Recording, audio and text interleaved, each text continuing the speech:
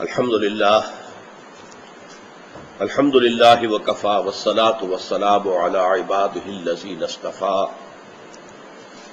خصوصا علی افضلہم وخاتم النبیین محمد الامین وعلی آلہ وصحبہ اجمعین. اما بعد فقد قال اللہ تبارک وتعالی کما ورد فی سورۃ الصف: اعوذ باللہ من الشیطان الرجیم بسم اللہ الرحمن الرحیم. یا ایھا الذین آمنوا هل ادلکم علی تجارۃ تنجیکم من عذاب علیم تؤمنون باللہ ورسولہ وتجاہدون فی سبیل اللہ باموالکم وانفسکم ذالکم خیر لکم ان کنتم تعلمون.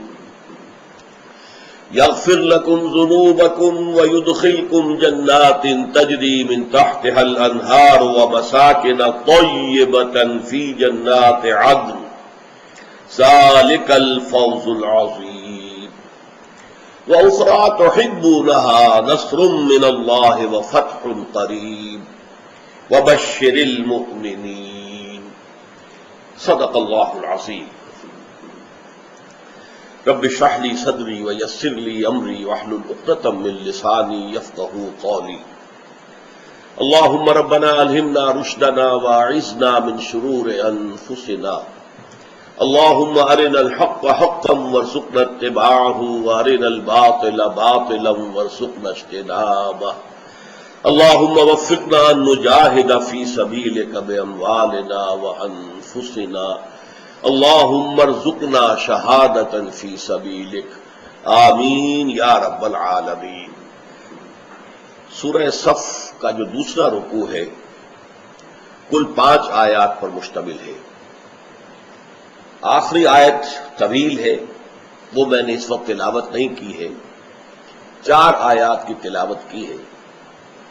ان میں سے بھی پہلی 2 آیات پر ہماری گفتگو مکمل ہو چکی ہے. صرف اس کا ترجمہ تاکہ آگے سلسلہ کلام جو ہے وہ جڑ جائے، صرف ترجمہ ذہن میں دوبارہ تازہ کر لیجئے. پہلے اللہ تعالیٰ نے ایک سوال کیا: اے ایمان کے دعوے داروں، کیا تمہیں وہ کاروبار بتاؤں، تمہاری رہنمائی کروں اس کاروبار کی طرف جو تمہیں دردناک عذاب سے چھٹکارا دلا دے؟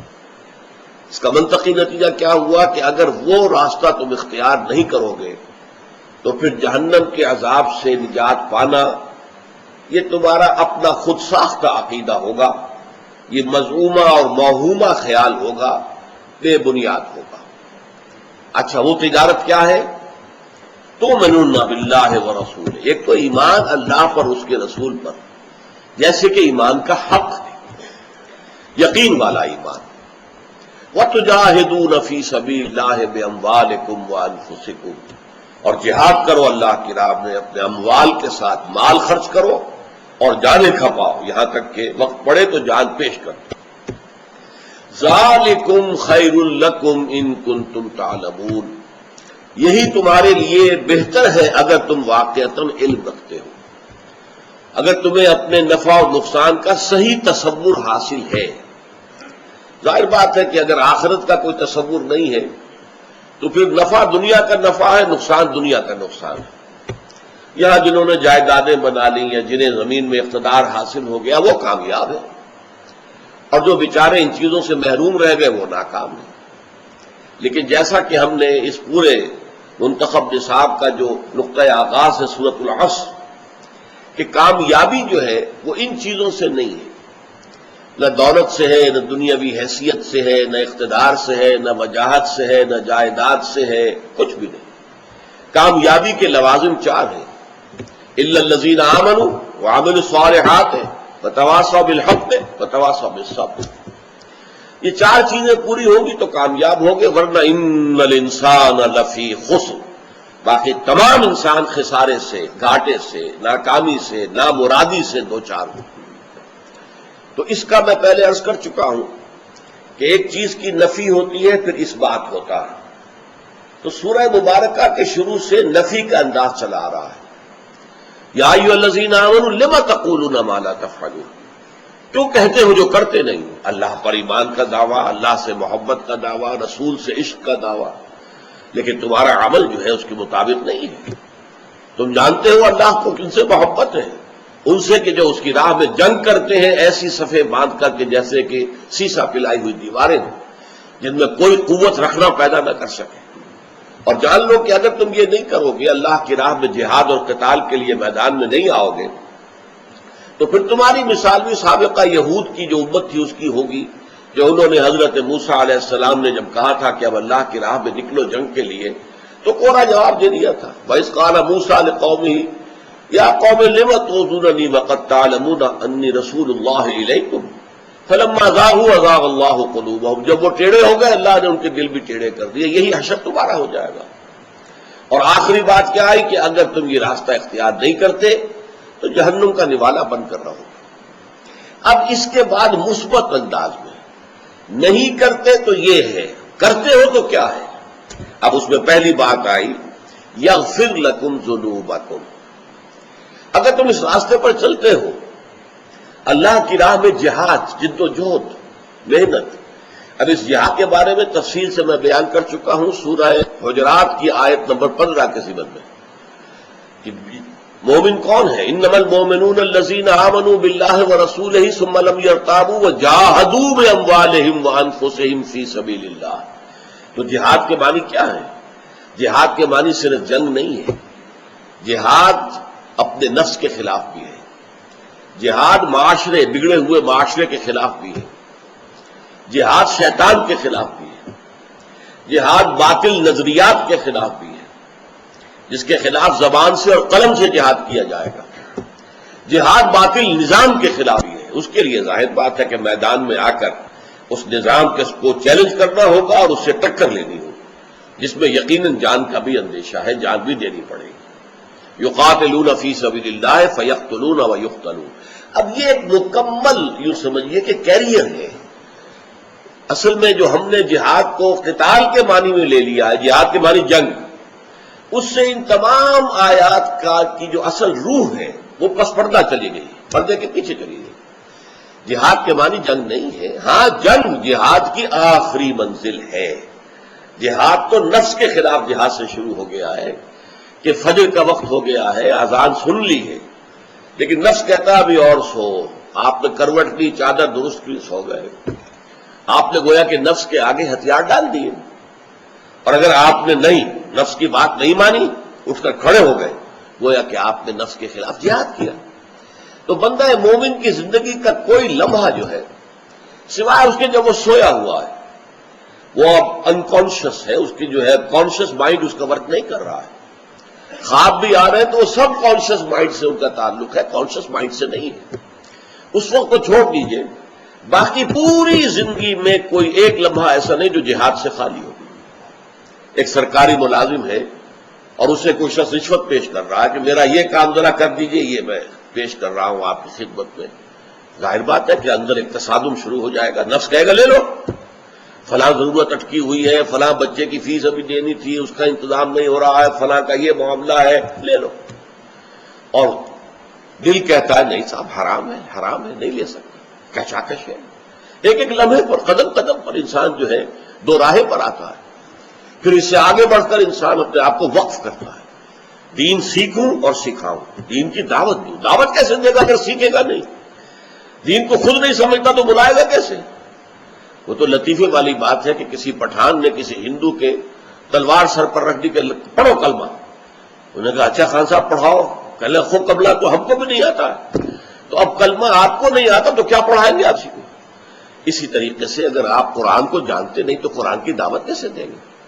تو گویا یہ ایک اب کیریئر بنے گا، سیکھو اور سکھاؤ، پڑھو اور پڑھاؤ، پہلے علم حاصل کرو پھر اسے پھیلاؤ، دعوت دو، اللہ کے دین کی طرف لوگوں کو بلاؤ۔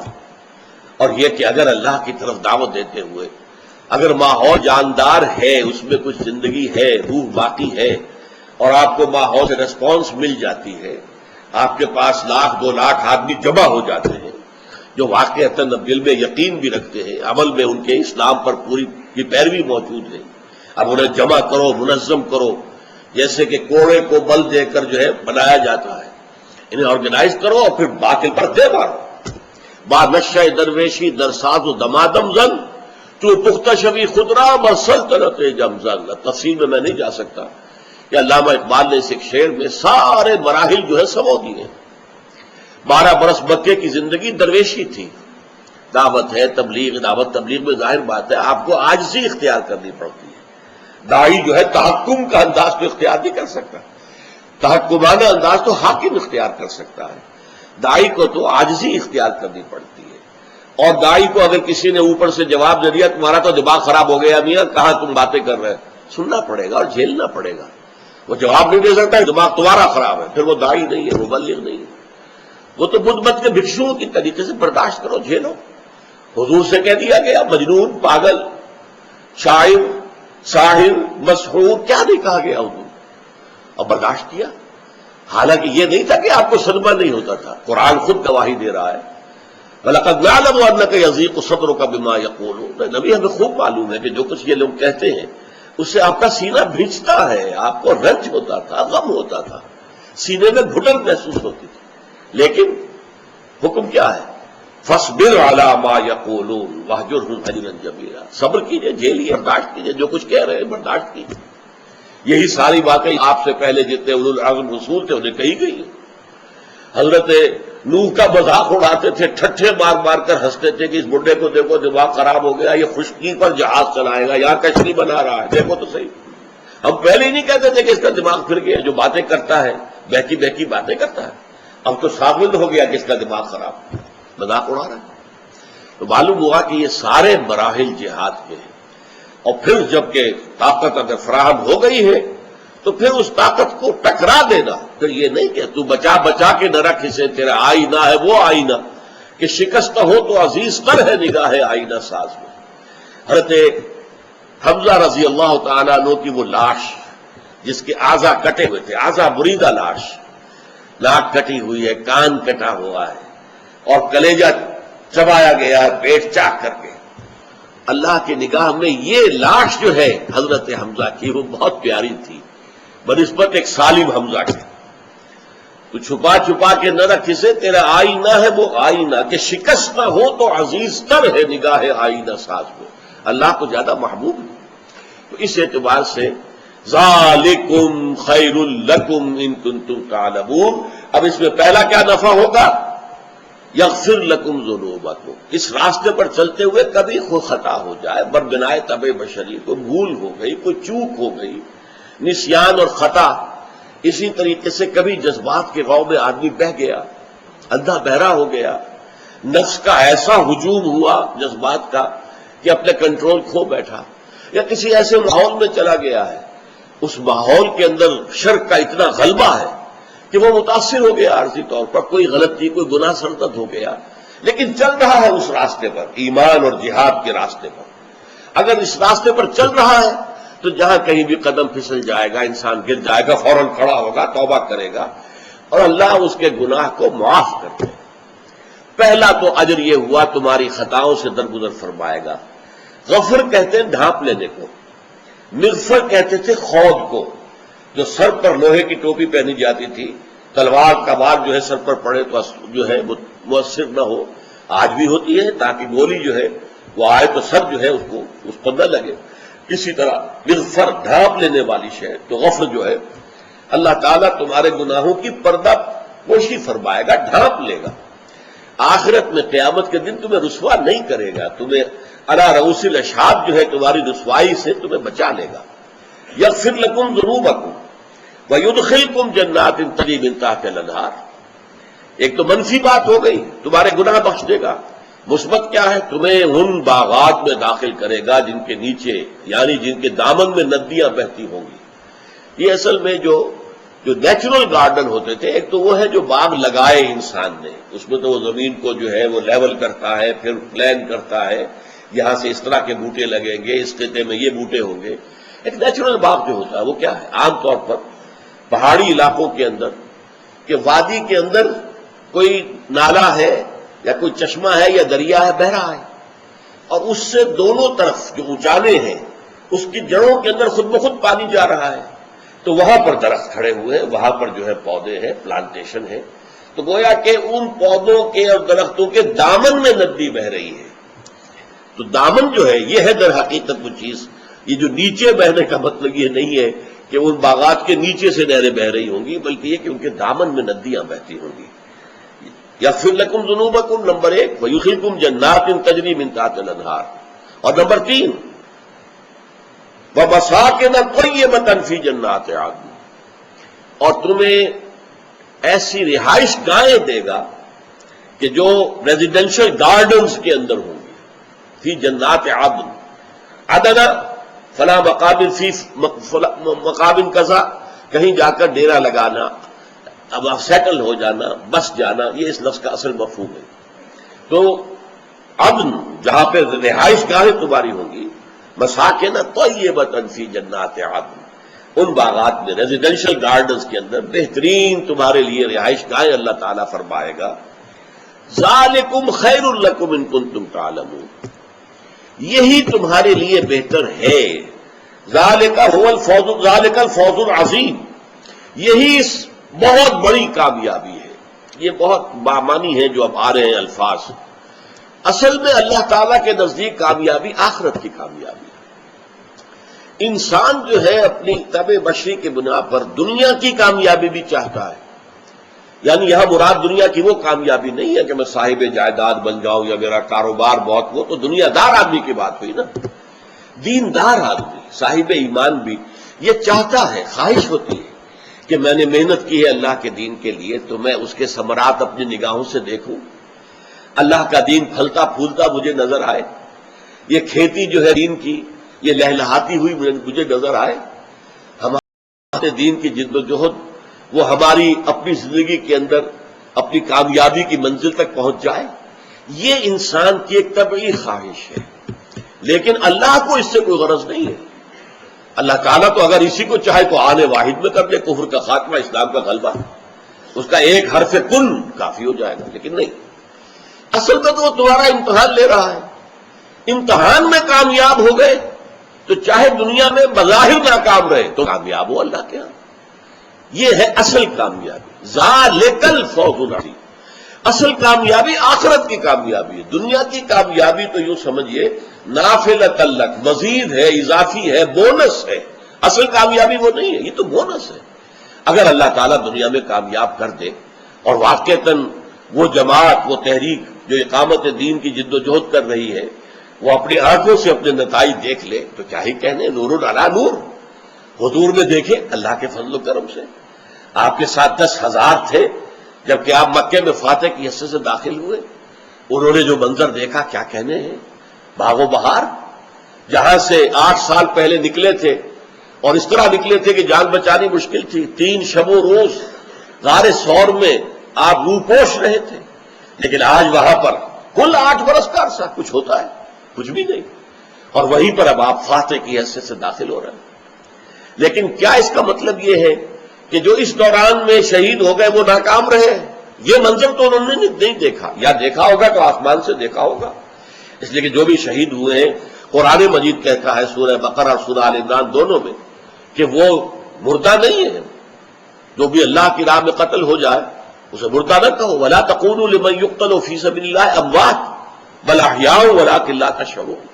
ممکن ہے وہ بھی دیکھ رہے ہوں، لیکن ان دنیا کی آنکھوں سے تو انہوں نے وہ منظر نہیں دیکھا جو حضور اور آپ کے ساتھ 10,000 صحابہ نے دیکھا. حضرت حمزہ تو حضرت احد میں شہید ہو گئے، حضرت سمیہ اور حضرت یاسر تو مکے ہی میں شہید کر دیے گئے تھے.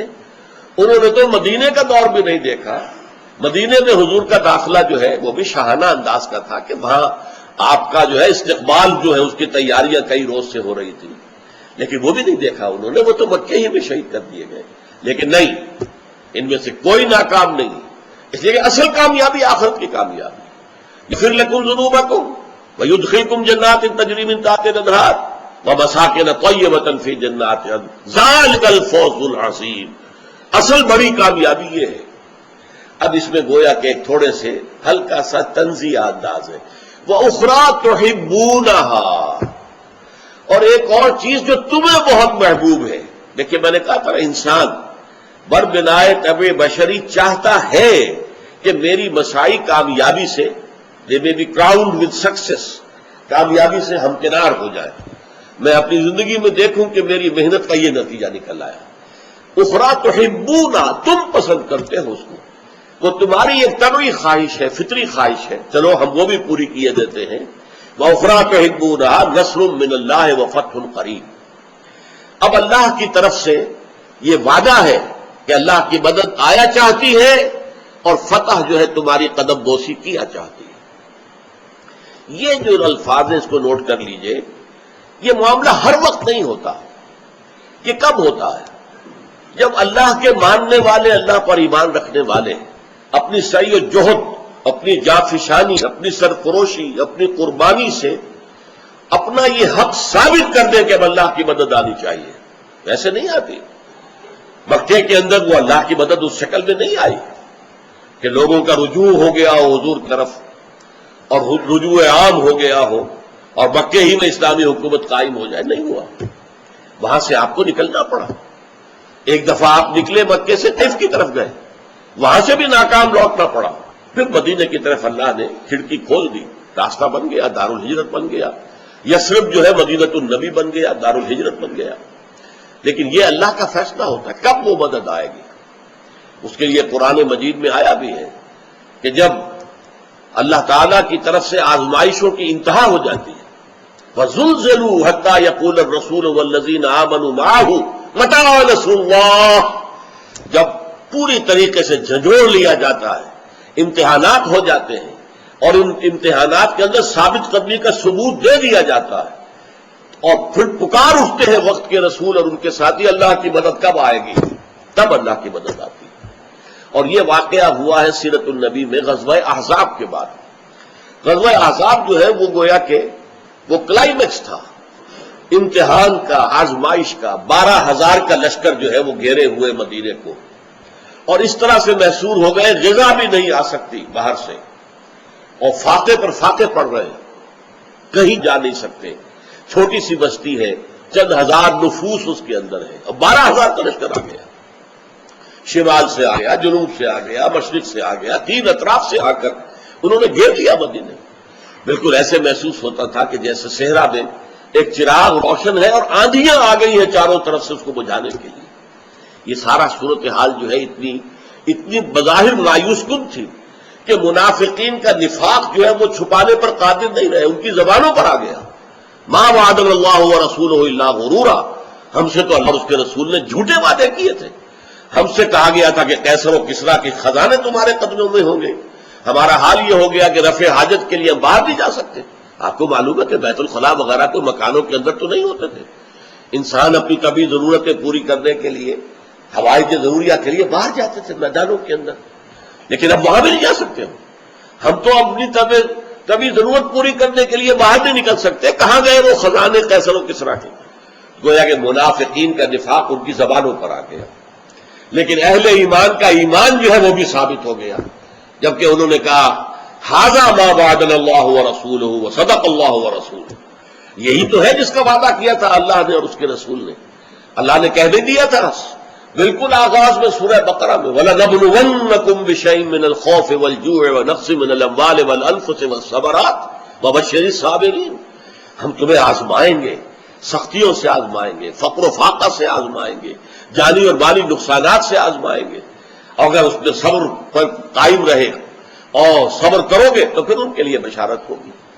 اس کے بعد جو ہے غزوہ احزاب کے بعد ٹرننگ پوائنٹ ہے یہ حضور کی جو اقامت دین کی جد و جہد تھی، کہ گویا کہ آخری درجے میں اللہ نے امتحان لے لیا، معدود چند منافقین نکلے، باقی پورے مسلمان جو ہے وہ قائم رہے، ان کے ایمان میں اور اضافہ ہو گیا۔ ھذا ما وعدنا اللہ ورسولہ وصدق اللہ ورسولہ، لہذا اس کے بعد حضور نے خود فرما دیا تھا کہ یہ آخری بار تھی کہ قریش تم پر حملہ ہو کر آئے تھے، اب ہماری طرف سے انیشیٹو ہوگا، ہم آگے بڑھیں گے، اس لیے کہ اب قریش کی ہمت اس کے بعد نہیں ہوگی کہ حملہ آور ہو سکے، اب ہم جائیں گے۔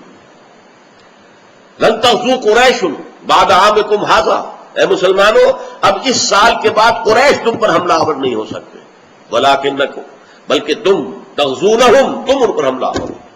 چنانچہ اگلے سال حضور صلی اللہ علیہ وسلم تشریف لے گئے وہ عمرے کے ارادے سے، اور وہاں وہ جو صلح حدیبیہ ہو گئی اسے اللہ نے فتح مبین قرار دیا، انا فتحنا لک فتح مبینا، کہ قریش نے ریکگنائز کر لیا محمد کو صلی اللہ علیہ وسلم، he is a power to reckon with, اب ان کے ساتھ مفاہمت کرنی پڑے گی، یہ طاقت ہے، ان کو تسلیم کرنا ہوگا۔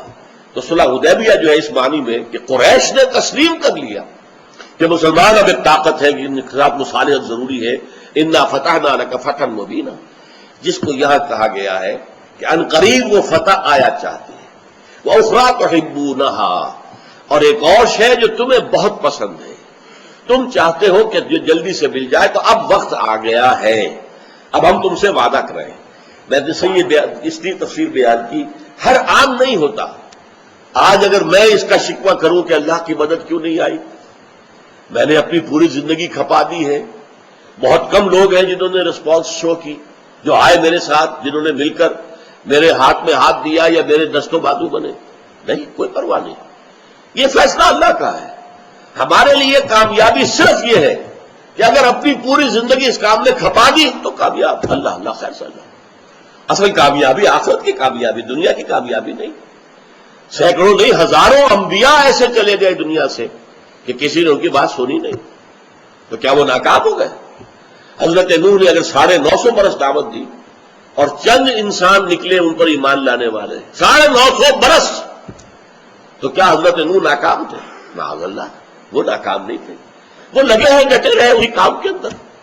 ہاں اگر ریسپانس ملتی، لوگ آتے تو اگلا قدم اٹھاتے، پھر اسلامی حکومت قائم کرتے، لیکن اگر ریسپانس ہی نہیں، آوان و انصار ہی نہیں، مددگار ہی نہیں، ساتھی ہی نہیں، دست و بازو ہی نہیں، تو اگلا قدم اٹھانے کا سوال ہی پیدا نہیں ہوتا۔ میں اس کی مثال دیا کرتا ہوں، اگر سورج نصف النہار پر کھڑا ہو جائے، نیچے نہ اترے، ڈھل کے نہ، تو ظہر کا وقت آئے گا ہی نہیں، تو ظہر آپ پڑھ ہی نہیں سکتے۔ اس لیے کہ ظہر کا وقت تو آئے گا لدلوک الشمس سے، جب سورج جو ہے وہ نصف النہار سے مغرب کی طرف ڈھلک جائے گا، تب ظہر کا وقت شروع ہوا۔ اگر سورج وہی کا وہی کھڑا ہے تو ظہر کا وقت آیا ہی نہیں، آپ ظہر پڑھ نہیں سکتے۔ اسی طریقے سے اگر ریسپانس معاشرے سے نہیں ملی ہے تو آپ اگلا قدم نہیں اٹھائیں گے، لیکن آپ اگر ثابت قدم رہے اس دعوت کے اوپر، وہ جہاد بالقلم اور جہاد باللسان اور جہاد بالقرآن، یہ جاری رکھا آپ نے، تو پھر آپ کامیاب ہیں۔ تو فرمایا ذالک الفوز العظیم، اصل کامیابی کیا ہے؟ مغفرت، جنت اور اعلیٰ رہائش گاہیں، ریزیڈینشل گارڈنز کے اندر، ذالک الفوز العظیم۔ وَأُخْرَىٰ تُحِبُّونَهَا، اور ایک اور شے جو تمہیں پسند ہے، نصر من اللہ وفتح قریب، اب اللہ کی طرف سے مدد اور فتح قریب ہے، وہ تمہاری قدم بوسی کیا چاہتی ہے، یہ فتح اب تمہیں ملنے والی ہے، یہ خوشخبری ہے۔ وَبَشِّرِ الْمُؤْمِنِينَ، اے نبی آپ اہل ایمان کو بشارت دے دیجئے کہ ان کا آرڈیل جو ہے اب وہ خاتمے کے قریب ہے، ان پر جو دور آیا ہے، یہ آزمائشوں کا شدید ترین، ایک سے ایک بڑھ کر شدید تر آزمائش، اس میں وہ ثابت قدم رہے ہیں، وہ قائم رہے ہیں، کھڑے رہے ہیں، ڈٹے رہے ہیں، انہوں نے جانیں دی ہیں۔ 70 ان کے جو ہے غزوہ احد میں شہید ہو گئے تھے، 70 کو لے جا کر دھوکہ دے کر ذبح کر دیا گیا، کہ لے کر گئے تھے اصحاب صفہ کو کہ ہمارے ہاں جا کر لوگوں کو دین سکھائیں، اور جا کر بدعہدی کی اور ان کو ذبح کر دیا۔ 70 میں سے ایک بچا صرف، جس نے آ کر خبر دی کہ وہ 70 ذبح کر دیے گئے، اور وہ موقع تھا کہ جس پر حضور نے پھر، جس کو دعائے قنوت نازلہ ہم کہتے ہیں، حضور نے بد دعائیں دی ہیں، اے اللہ شتت شملہم، مسجد جمعہم، دمر دیارہم، اے اللہ ان کی بستیوں کے اوپر پتھراؤ کر دے اور ان کی جمعیت کے اندر تفریق پیدا کر دے۔ یہ ساری بد دعائیں جو آپ نے کی ہیں، اتنا دکھی دل تھا کہ 70 آپ کے ساتھی جو اصحاب صفہ میں سے تھے، جنہوں نے علم حاصل کیا تھا، آپ کی صحبت سے فیض یاب ہوئے تھے، اور اب انہیں لے کر گئے تھے لوگ یہ کہہ کر کہ انہیں بھیج دیجئے ہمارے ساتھ،